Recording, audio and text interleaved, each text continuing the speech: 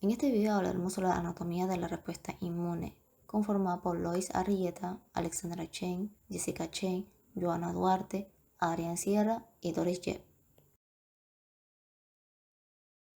En este video hablaremos temas sobre el sistema inmunológico de la piel, la inmunidad de la mucosa, los sistemas sanguíneo y linfático. En este tema vamos a entrar un poco más a detalle de qué el tejido linfóide organizado, los linfocitos, los ganglios linfáticos, el vaso y la médula ósea. También veremos si el hígado es como el reservorio de las células del sistema inmunitario. También vamos a ver lo que es el sistema inmunológico privilegiado y por último el manejo del antígeno. Nuestro primer tema es el sistema inmunológico de la piel. La superficie exterior de la piel está compuesta por queratinocitos que constituyen una fuerte barrera física contra los microorganismos. Estos expresan muchos tipos de receptores de reconocimiento de patrones. Tras la detección de patógenos, los receptores hacen que los queratinocitos produzcan compuestos microbicidas, como las beta-defensinas, así como una variedad de citocinas. En un estado normal y no inflamado, la epidermis contiene células Langerhans residentes, células T alfa-beta y células T gamma-delta.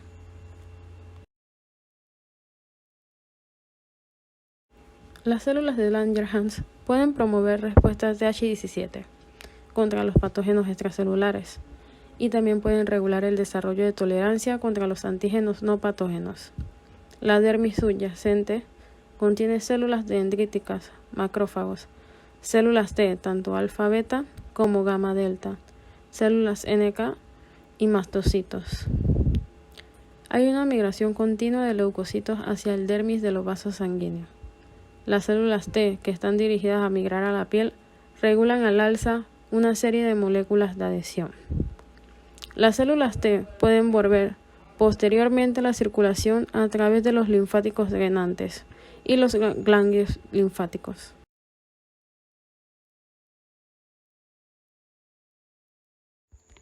Si un patógeno provoca una reacción inflamatoria en la piel, otras células del sistema inmunitario aparecerán con bastante rapidez en la escena, incluidos neutrófilos, monocitos y eosinófilos. En enfermedades como el eczema atópico, el número de leucocitos en la piel aumenta sustancialmente. Inmunidad de las mucosas. La otra superficie exterior del cuerpo es la mucosa. La mayoría de los patógenos entran en el cuerpo a través de las superficies de la mucosa, después de la ingestión, inhalación o transmisión sexual. Por lo tanto, los tractos gastrointestinal, respiratorio y genitourinario están fuertemente protegidos por las células del sistema inmunitario, presentes en el tejido conectivo que se encuentra debajo de las células epiteliales. Hay colecciones de linfocitos T y B, así como células plasmáticas secretoras de anticuerpos y fagocitos. Además, muchos linfocitos están organizados en tejido linfoide asociado a la mucosa con folículos bien formados. En los seres humanos, este incluye las amígdalas lingual, palatina y faríngea, las placas de Peyer y el apéndice. Hablemos de las placas de Peyer. El material extraño, incluidas las bacterias, es absorbido por las células M y transmitido a las células presentadoras de antígeno del parche de Peyer subyacentes, que luego activan los linfocitos apropiados. Por lo tanto, los parches de Peyer constituyen el sitio inductivo para el inicio de respuestas inmunitarias intestinales. Después de inducir su activación, los linfocitos viajan a través de la linfa hasta los ganglios linfáticos mesentéricos, donde pueden producir activación y proliferación adicionales. Una característica especial de las células presentadoras de antígeno de los parches de Peyer, los ganglios linfáticos mesentéricos y la lámina propia es que contienen una población de células dendríticas CD103 que expresan enzimas deshidrogenasa retinianas que convierten la vitamina A en ácido retinoico. Esto mejora la diferenciación de las células T y favorece la generación de células B protectoras de IgA. Los linfocitos T impresos luego se mueven a través del conducto torácico hacia el torrente sanguíneo y finalmente hacia la lámina propia del intestino.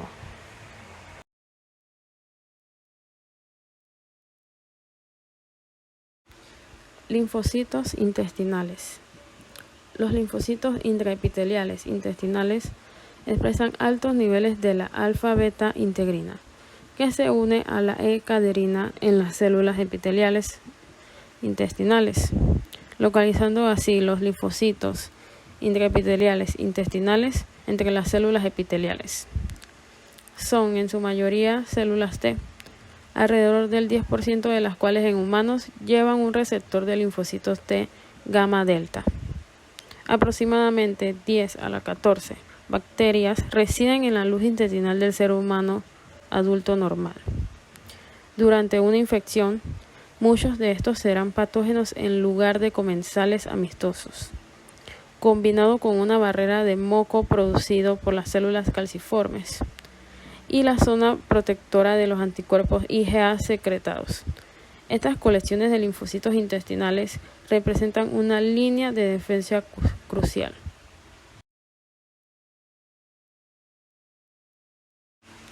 Otros sitios de la mucosa. Las células T y B aparecen en el tejido linfoide del pulmón y en otros sitios de la mucosa, guiados por las interacciones de receptores de guiados específicos con las células endoteliales adecuadas. Las quimiosinas y sus receptores también desempeñan un papel importante en este proceso. Por ejemplo, las quimiosinas CXCL10 y CCL5 que se expresan en los pulmones y se detectan por CXCR3 y CCR5 respectivamente en las células T de orientación pulmonar. Los sistemas sanguíneos y linfáticos. Estos están formados por un conjunto de capilares o conductos muy finos que se extienden por todo el cuerpo con una tela de araña muy tupida. Actúan en sincronía con el sistema circulatorio de retorno o venoso. Como ya se mencionó, muchas de estas células del sistema inmunitario, en particular los linfocitos, las células NK en sus siglas, nuclear o los monocitos, los neutrófilos, los eosinófilos y los basófilos, viajan por el cuerpo y en la sangre de la linfa. Tanto los vasos sanguíneos como los vasos linfáticos están revestidos por un tipo de célula epitelial denominada endotelio. Como los agentes infecciosos pueden colectivamente infectar cualquier órgano o tejido, esta motilidad del sistema inmunológico es esencial para proteger todo el cuerpo. Tejido linfoide organizado. Se considera la médula ósea en la hematopoiesis y el timo en el desarrollo de las células T. Esta puede discutirse como una mal que se ocupa de los antígenos presentes en la superficie de la mucosa. Por el contrario, los ganglios linfáticos, estos reciben el antígeno que los drena directamente a los tejidos, transportando las células de las dendritas al vaso que los controla en la sangre. Este se puede considerar que el tejido linfático o linfoide, de una forma especial o organizada, este tejido conjuntivo constituye de una manera reticular la integración del estroma o conjunto de las células en mayor parte de sus componentes celulares funcionales, que son los linfocitos. Los linfocitos se encargan de proteger y cuidar el sistema inmune de cualquier enemigo invasor, ya sea infección, virus, hongos, bacterias o parásitos. Su función es crear una respuesta inmunitaria ante microorganismos que trastoquen el trabajo del sistema de defensa. Estos pueden conformar entre el 20 y 40% total de los glóbulos blancos existentes en el torrente sanguíneo. Nacen en la médula ósea y se esparcen por el sistema circulatorio y el tejido linfático. Cuando un antígeno se hace presente para hacer daño al sistema inmune, un grupo de linfocitos se reúnen para combatir y eliminar por completo al agente externo. Existen dos grandes grupos de linfocitos que se desplazan a través de vertientes. Estos hacen un trabajo en conjunto para poder lograr el propósito de las células y eliminar los anticuerpos que dañan al sistema inmunológico. Los grupos son grandes y pequeños, se dividen entre células NK y los linfocitos B y linfocitos T. Hospedaje de linfocitos a otros tejidos. El traslado de los linfocitos activos y de memoria a otros tejidos, como el hígado, implica un proceso similar, pero con diferentes receptores, ligados involucrados. Las células dendritas del tejido apropiado juegan un papel importante en la impresión selectiva del código de la dirección correcto durante la activación de las células T vírgenes. Las células involucradas del endotelio más plano sicializadas en esencial que una vez activadas en los tejidos linfocitos secundarios, los linfocitos con especificaciones antigénicas apropiadas se despliegan rápidamente en el sitio de la infección, la expresión regulada, la alza de las integrinas. Ganglios linfáticos. Los ganglios linfáticos son órganos encapsulados que filtran la linfa localizados en los vasos linfáticos. Las linfas son las que traen la sustancia y el líquido desde el espacio extracelular del tejido conectivo. Por lo tanto, los ganglios linfáticos están repartidos por todo el organismo. En el cuerpo humano existen entre 500 y 1000 ganglios linfáticos. Todo vaso linfático debe pasar por un ganglio antes de desembocar en el torrente sanguíneo. El ganglio tiene una función que activa los linfocitos específicos cuando entra un antígeno. Y en correlación con su tamaño puede variar de pocos milímetros hasta más de 1 o 2 centímetros y se concentra en regiones como axila, ingle, cuello, rodilla y mesenterios. Clásicamente el ganglio se le describe como una forma de frijol. A él se le describe un borde cóncavo el cual se denomina ilio, donde se encuentra una gran cantidad de tejido conjuntivo denso y en el cual es atravesado los vasos sanguíneos tanto arterial como venoso y nervio, y es la zona o el área por donde salen los vasos linfáticos eferentes del ganglio. Por su borde convexo vamos a ver aquí que ingresan los vasos linfáticos aferentes al ganglio. Si hacemos un corte de un ganglio a lo largo de su eje mayor, podemos observar la siguiente característica. Esta es una microfotografía de un preparado histológico de un ganglio cortado a lo largo de su eje mayor teñido con hematoxilina y eosina. Podemos observar que la periferia del ganglio es denominado cortical o corteza del ganglio. Note que en la zona que corresponde al borde cóncavo, que es donde es el hilio del ganglio, aquí se engruesa el tejido conjuntivo y no se ve la corteza. Y una zona central más clara con menos solaridad que recibe el nombre de médula o medular de ganglio. Y note cómo el ganglio está envuelto en su totalidad por una capa de tejido contigo denso que se denomina la cápsula de ganglio. Histológicamente los ganglios linfáticos están constituidos por estroma y parénquima. Los estromas están constituidos por cápsula de tejido conectivo denso que rodea al ganglio al nivel de su corteza. Se ven fibras colágenos, núcleos basófilos alargados de los fibrocitos y abundantes vasos sanguíneos. Trabéculas de tejido conectivo. Son delgadas y alargadas de los fibrocitos. Parten desde la cápsula al parénquima para formar una red gruesa. Tejidos reticulares. Compuestos por red de fibra reticular y células reticulares que forman una malla de sostén y se conecta con la cápsula y las trabéculas. En el parénquima se divide en dos zonas, que es la corteza y la médula. La corteza es la porción más externa del parénquima y contiene tejido linfático nodular. Esta es la zona que es más cercana a la cápsula o la parte superficial externa con nódulo, y esta se lo denomina como corteza superficial o corteza nodular. Y también contiene un tejido linfático difuso, que es la zona más profunda de la corteza o dependiente de timo y libre de nódulo. Esta se llama la corteza profunda o paracorteza.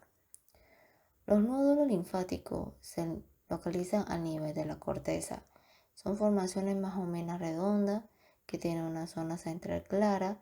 Esta zona central clara es denominada como el centro germinativo o también denominado como folículo linfoide secundario. Contiene con leucocitos, macrófagos, células reticulares dendríticas y algunas células plasmáticas. En la periferia, denominado folículo linfoide primario, se observan linfocitos que son pequeñas células con escaso citoplasma y núcleo basófilo.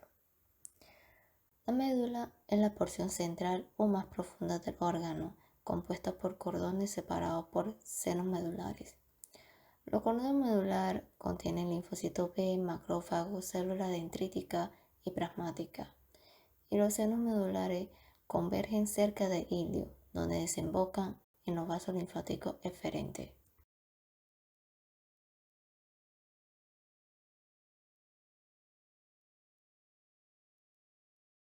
La linfa, a través de los vasos linfáticos aferentes, llega por su cara convexa, se colocan debajo de la cápsula e ingresa al seno subcapsular o cortical. Luego viajan a los lados de los tabiques corticales y reciben el nombre de seno trabecular, porque los tabiques también se le llaman trabécula. Luego, en la medular, en la red de trabécula, se llama seno medular y se recogen como vaso linfático eferente. Entonces vemos vaso linfático aferente, seno subcapsular, seno trabecular, seno medular y vaso linfático eferente.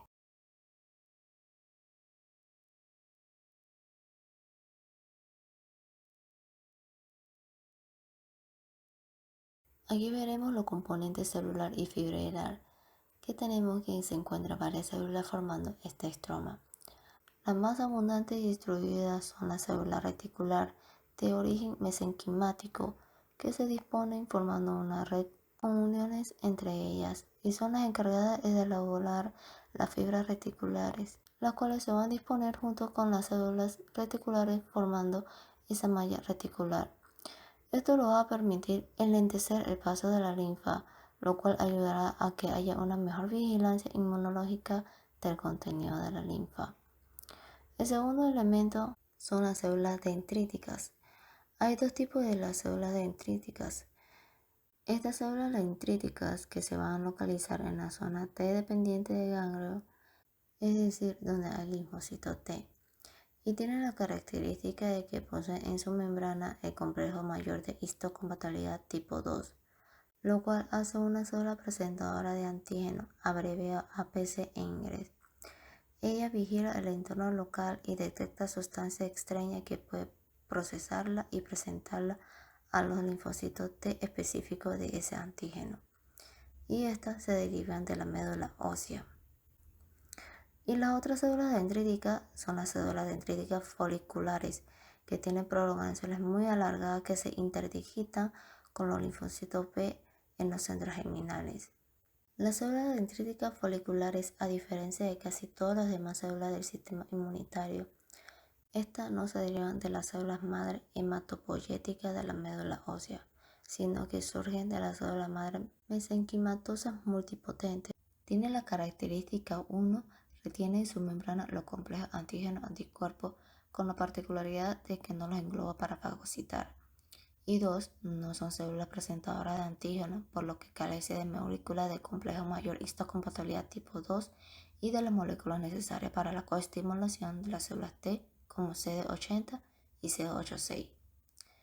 Luego tenemos los macrófagos, que ya las conocemos, que son células fagocíticas y que contienen en su membrana el complejo mayor histocompatibilidad 2 y pueden actuar como células presentadoras de antígenos. De manera que, en resumen, tiene una malla formada por células reticulares y fibras reticulares. Y en la zona donde hay linfocitos T vamos a encontrar la célula dendrítica. Y en la zona donde están los linfocitos B, las células dendríticas foliculares como parte del estroma en ese lugar. Y los macrófagos los vamos a encontrar dispersos a lo largo de todo el ganglio linfático.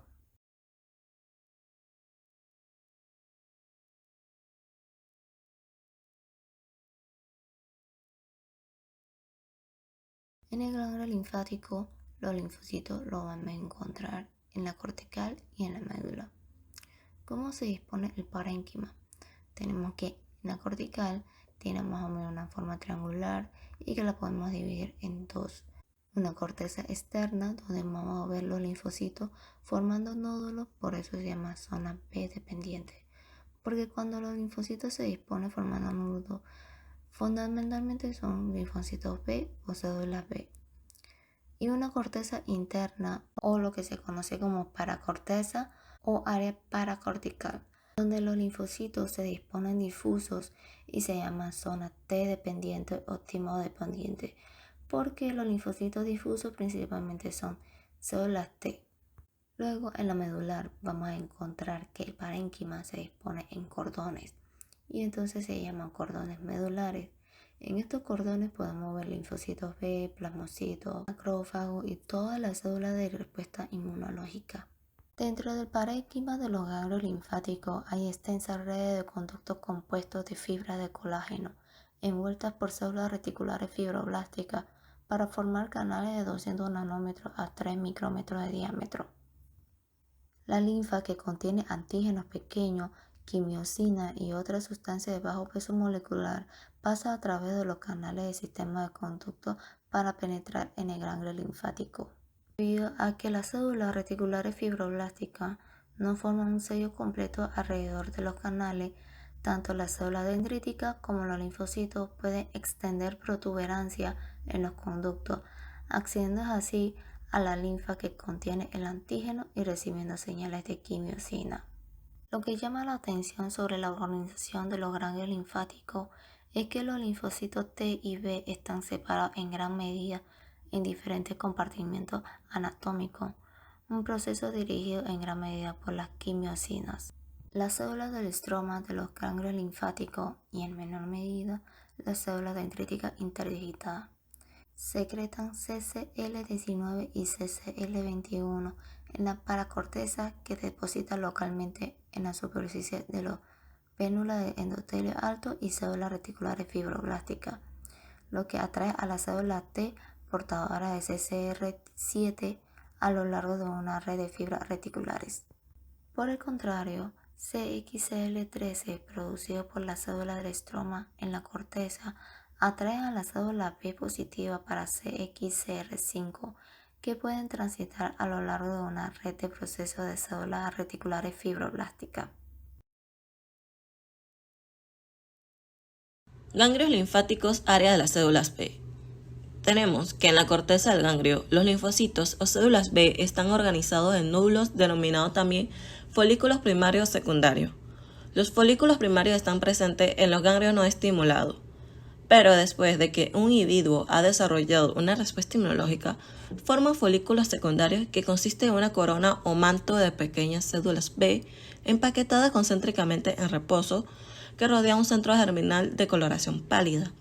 Podemos observar en la imagen histológica que tenemos a la derecha lo que es un folículo linfático primario y a la izquierda un folículo linfático secundario, donde tenemos el área A, que es su centro germinal, y el área B, el manto. En resumen, podemos decir que la característica del folículo primario es: no presenta estimulación antigénica, carece de centro germinal y tiene un aspecto uniforme y similar al del manto. Y la característica del folículo secundario es que tiene respuesta inmunológica, consta de corona o manto de pequeñas células B y tiene un centro germinal. Tenemos que dentro del folículo secundario se encuentran diversos tipos de células, como podemos observar en la imagen donde está la representación esquemática de un folículo linfático secundario. Dentro de su estructura contiene grandes blastocitos B, generalmente proliferantes. Son células B activadas con mayores cantidades de citoplasma. También presenta una minoría de células T, macrófagos dispersos y una red de células foliculares dendríticas.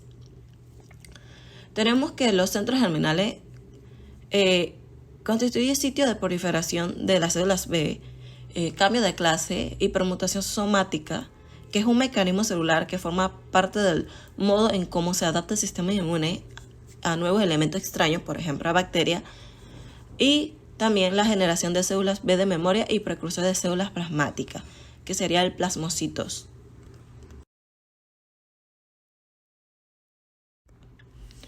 Ahora le hablaré de los eventos del centro germinal. Como puede observar en la imagen inferior derecha, tenemos que el folículo secundario presenta zona de manto, zona oscura, zona de luz basal y zona de luz apical. ¿Y qué ocurre en este folículo secundario? Pues tenemos en la imagen superior derecha, si se observa, tenemos que las células T, que previamente han sido activadas por un encuentro con células dendricas que portan antígeno, se unen a la célula B. Esta célula B, activada por antígeno, entra al folículo y al ingresar, la red de células foliculares dendricas dentro del centro germinal es colonizada por células B específicas, que experimentan un crecimiento exponencial. Estas células, en proliferación, forman lo que se llama la zona oscura, porque se tiñen más con la tinción histológica. La coloración se debe al denso empaquetamiento de células B que se conoce en este lugar como centroblastos. Estos centroblastos, altamente mitóticos en la zona oscura, expresan altos niveles de CXCR4 y bajos niveles de CD86. Los centroblastos sufren diferenciación en centrocitos e implica el tránsito hacia un área menos densamente empaquetada del centro germinal llamada zona de luz basal, que es donde se encuentra la mayoría de las células foliculares dendricas. Esta diferenciación va acompañada de una regulación de las bajas de CXCR4 y una regulación al alza de CD86. En esta etapa hay una muerte celular apóptica muy extensa de células B con especificidad o afinidad inapropiada, dando lugar a linfocitos fragmentados que son visibles como cuerpos teñibles fagocitados dentro de los macrófagos, que es el sistema de eliminación de las células muertas. Los sobrevivientes de mayor afinidad se someten a su diferenciación final en la zona de luz apical, en el cual una porción de los que se diferencian da lugar a las células de memoria que se instalan en la zona del manto. El resto se une al grupo de células B de recirculación. Otras células B del centro germinal en la zona de luz apical se diferencian en un tipo de células llamado plasmoblasto, que tiene un retículo endoplasmático bien definido y un aparato prominente de Golgi y una hemoglobina citoplasmática. Podemos poner, en resumen, tenemos que en la zona del manto se encuentran las células B originales en reposo. En la zona oscura hay un ingreso de células B activadas por un antígeno T dependiente. Hay colonización de red de células foliculares dendricas, crecimiento de células proliferantes llamados centroblastos, y los centroblastos expresan altos niveles de CXCR4 y bajos niveles de CD86. Tenemos que en la zona de luz basal, los centroblastos sufren proliferación y diferenciación hacia centrocitos. Hay una regulación baja de CXCR4 y alza de CD86, y también sufre apoptosis de células B de baja afinidad. Y por último tenemos que en la zona de luz apical hay una diferenciación de células B de memoria y células plasmoblastos, y también unión a las células B de recirculación.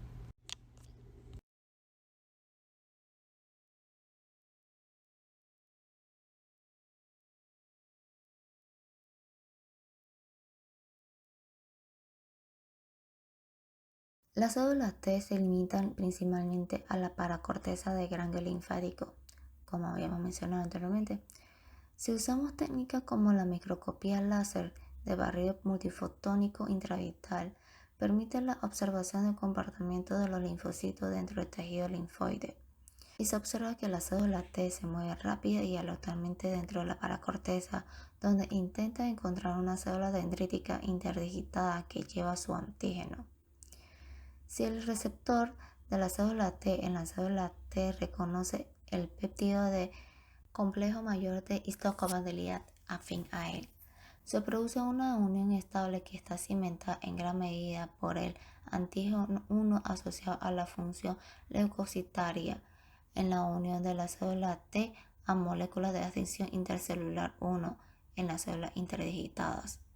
Se genera una designación inmunológica y se mantiene el contacto durante 8 a 24 horas para activar completamente la célula T.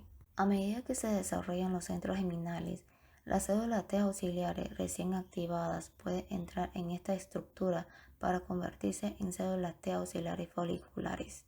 Estas células T han regulado al alza su expresión del factor de transcripción de la proteína 6 del linfoma de célula B, lo que conduce a una disminución de los niveles de receptor de quimiosina CCR7 y CXCR5. También tiene niveles altos de los miembros de la familia CD28PD1 y coestimulador inducible de leucocitos T, y secretan citocinas como interleucina 6 y la interleucina 21 que dirigen la diferenciación de la célula B del centro germinal.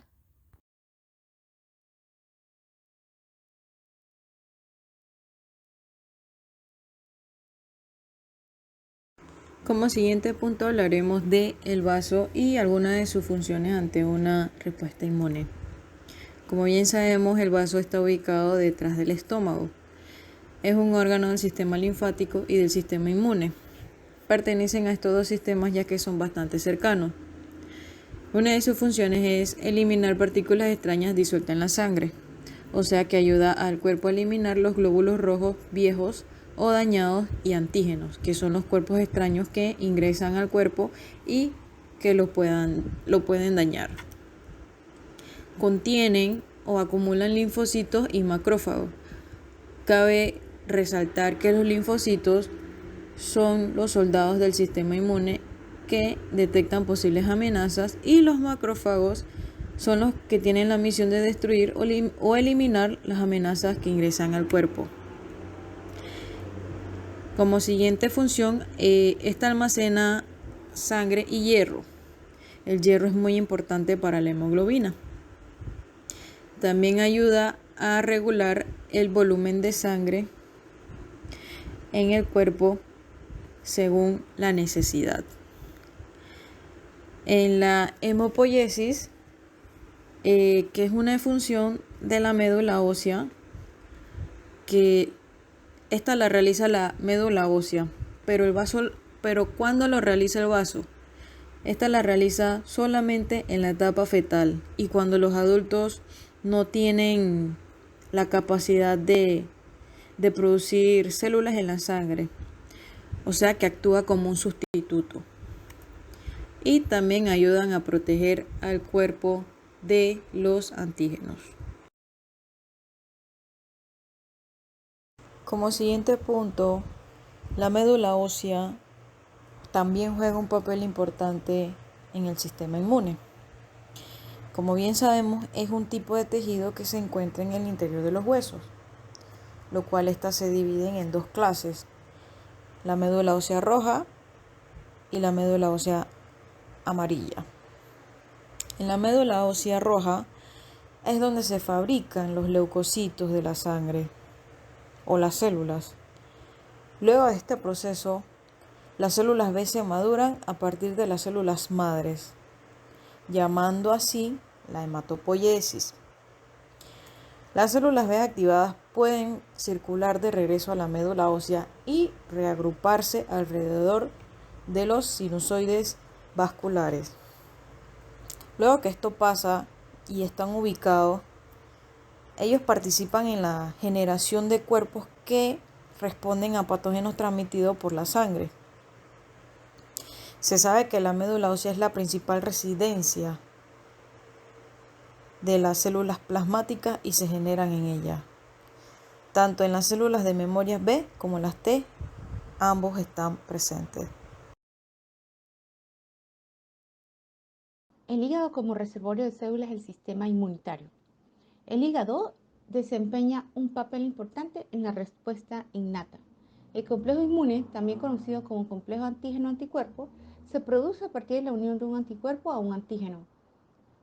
Un anticuerpo es una proteína inmune específica que se produce en el cuerpo debido al antígeno. Moléculas complejas inmunes ayudan en la lucha contra las enfermedades, pero a veces los individuos forman anticuerpos que atacan los propios tejidos de las personas y causan enfermedades autoinmunes. Es importante mencionar que si los grupos complejos inmunes no se eliminan por los macrófagos o células de Kupffer, que entonces continúan circulando, finalmente quedan atrapados en el tejido humano y pueden causar trastornos autoinmunes, infecciones y tumores malignos. Una desregulación en la síntesis de la interleuquina IL-10 influye de forma importante en la evolución de múltiples enfermedades infecciosas y autoinmunes. Por ejemplo, en la hepatitis C y B se ha relacionado la infección crónica producida por estos virus con una elevada secreción del IL-10. Sitios inmunológicamente privilegiados. El privilegio inmune que poseen unos sitios del cuerpo humano implica que son capaces de tolerar la presencia de antígenos sin desencadenar una respuesta inmune inflamatoria. Los injertos de tejidos pueden sobrevivir por periodos prolongados y sin rechazo alguno si se realizan en sitios con privilegio inmune. Algunos de los sitios son el cerebro, los ojos, la placenta y el feto y los testículos. Los sitios privilegiados están protegidos por barreras de tejido sanguíneo y baja permeabilidad a compuestos hidrofílicos.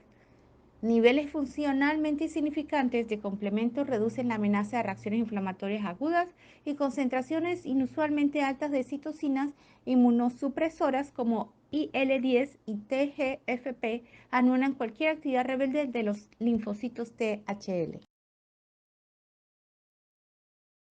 Un antígeno es una sustancia extraña que al ser reconocida por el sistema inmunitario adaptativo es capaz de provocar la formación de anticuerpos y causar una respuesta inmunitaria y activación de los linfocitos T. Los antígenos son reconocidos por un gran número de receptores de células T o células B y suelen ser proteínas polisacáridos que influyen partes de bacterias, virus u otros microorganismos. Continuando con el manejo del antígeno, los precursores en la sangre ingresan a los tejidos y se diferencian en células dendríticas con actividad fagocítica y endocítica. La expresión de MHC de clase 11 en la superficie celular y de moléculas de adhesión y coestimuladoras es baja en esta etapa temprana de la vida de las células dendríticas. Sin embargo, a medida que se diferencian en APC completamente desarrolladas, disminuyen su actividad fagocítica y endocítica, muestran niveles reducidos de moléculas involucradas en la captura de antígenos, pero aumentan drásticamente su MHC de clase 11. Las moléculas coestimuladoras como CD40, CD80 y CD86 también están regulados al alza. En ausencia de activación, las células dendríticas carecen de expresión de moléculas coestimuladoras como la CD80 y la CD86, y el antígeno presentado por estas células dendríticas tolerogénicas inducirá a las células T reguladoras a secretar citocinas inmunosupresoras como IL-10 y TGF. Finalizando el video, como conclusión, las células del hígado son las responsables de los procesos de purificación sanguínea y la absorción de algunos nutrientes a través de las funcionalidades que ejecuta el órgano. El procesamiento del antígeno es la conversión de proteína nativa en péptidos asociados a la molécula de complejo mayor histocompatibilidad. La piel es la principal barrera del cuerpo contra los ataques físicos y los microorganismos patógenos. Representa un entorno único en que las células del sistema inmune interactúan con las células de la piel para mantener la homeostasis del tejido e inducir respuestas inmunitarias. En cuanto a la mucosa, esta constituye el sitio primario de penetración de la mayoría de los agentes patógenos al organismo humano. La superficie mucosa del organismo incluye la mucosa de la cavidad oral, la vía respiratoria, el tracto gastrointestinal y el tracto genitourinario. El tejido mucoso que se encuentra debajo de este epitelio está grandemente poblado de células del sistema inmune. Las funciones del sistema linfático consisten en mantener los líquidos corporales en equilibrio y defender al cuerpo de las infecciones, eliminando del cuerpo los residuos, toxinas y todo tipo de material no deseado. Y aquí anexamos los sitios bibliográficos.